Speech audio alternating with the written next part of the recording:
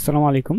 গত ভিডিও পর্যন্ত আমরা দেখেছি আমাদের যে 6টি অর্থাৎ 7টি অপারেশনের মাধ্যমে আমাদের বিভিন্ন টাইপের লিঙ্ক লিস্টের আমরা ইনসার্ট করেছি, দেন প্রিন্ট করেছি, দেন হেডকে ইনসার্ট করেছি, দেন পজিশন ইনসার্ট করেছি, ডিলিট হেড করেছি।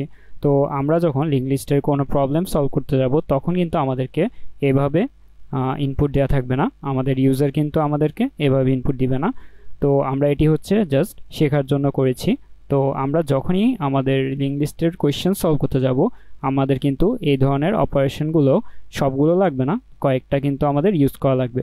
তো আমরা এই ভিডিওতে দেখব আমাদের লিঙ্ক লিস্টের মধ্যে ইউজার যখন আমাদেরকে কোনো ইনপুট দিবে, অর্থাৎ আমরা যখন প্রবলেম সলভ করতে যাব লিঙ্ক লিস্টে তখন কিভাবে আমাদের ইনপুটগুলো দেওয়া থাকে।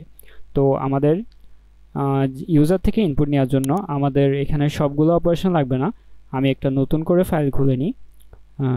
যদি আমরা এখানে ইউজার ইনপুট নামের ফাইল খুলি input.cpp, তো আমাদের এখানে এই ফাইলের মধ্যে আমরা ইউজার থেকে ইনপুট নিয়ে কিভাবে আমরা লিঙ্ক লিস্টটা বিল্ড করতে পারি তা দেখব। তো সিপিপি লিখে আমরা ক্লিক করে দিব অ্যান্ড আমরা এখানে আরেকটা ইউজার স্নিপেট বানিয়েছিলাম, সেটা হচ্ছে নোড দিয়ে। তো এখানে আমাদের লিঙ্ক লিস্টে ক্লাস চলে এসেছে এবং মেইন ফাংশন চলে এসেছে। তোমরা যারা ইউজার স্নিপেট নিয়ে এখনও জানো না তারা হচ্ছে আমার শর্টের মধ্যে গেলে পেয়ে যাবা। তো এখানে হচ্ছে আমরা ক্লাস নিয়ে নিলাম লিঙ্ক লিস্টের জন্য, দেন হচ্ছে আমাদের মেইন ফাংশন চলে আসলো। আমাদের এখানে আরেকটা জিনিস লাগবে, সেটা হচ্ছে লিঙ্ক লিস্টে ইনসার্ট করা, ইনসার্টেড টেল। এটি ছিল আমাদের ইনসার্টেড টেল ফাংশন। এটিকে আমরা কপি করে আমাদের ইউজার ইনপুটে রেখে দিব।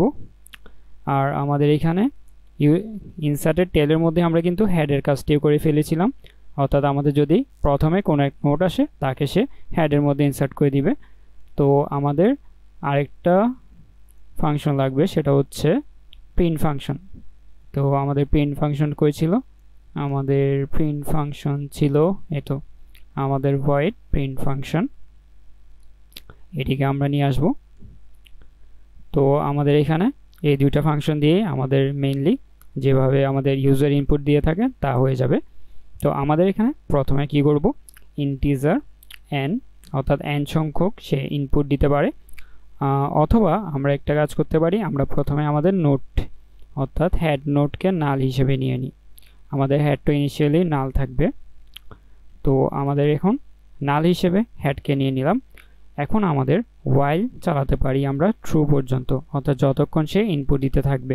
তো ইন্টিজার আমরা কি নেব, ভ্যালু, দেন আমরা সিইন ভ্যালু নেব, অ্যান্ড যদি ইফ ভ্যালু যদি ইকুয়াল -1 দেয় তখন আমরা কি করব, ব্রেক করে দিব, এলস আমাদের ইনসার্টেড টেল ফাংশনে চলে যাবে। কি যাবে, আমাদের হেড যাবে অ্যান্ড ভ্যালু যাবে।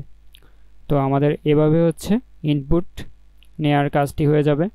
অ্যান্ড আমরা প্রিন্ট করার জন্য কি করব, প্রিন্ট ফাংশনকে কল করে দিব অ্যান্ড আমরা হেডকে পাস করে দিব। তো আমাদের এই কাজটি করলেই আমরা যে প্রবলেম সলভ করতে যাব লিঙ্ক লিস্টে তার জন্য আমাদের লিঙ্ক লিস্ট বিল্ড করা হয়ে যাবে। তো আমরা যদি এখন ইনপুট নিয়ে দেখি, আমাদের এখানে ধরো আমাদের আনলিমিটেড ইনপুট দিবে 10, 20, 30, 40, 50, 60, 70। তো যখনই হচ্ছে আমরা -1 দিব তখন কিন্তু সে ব্রেক হয়ে যাবে অ্যান্ড প্রিন্ট করে দিবে। তো দেখো আমাদের লিঙ্ক লিস্টটি কিন্তু প্রিন্ট হয়ে গেল।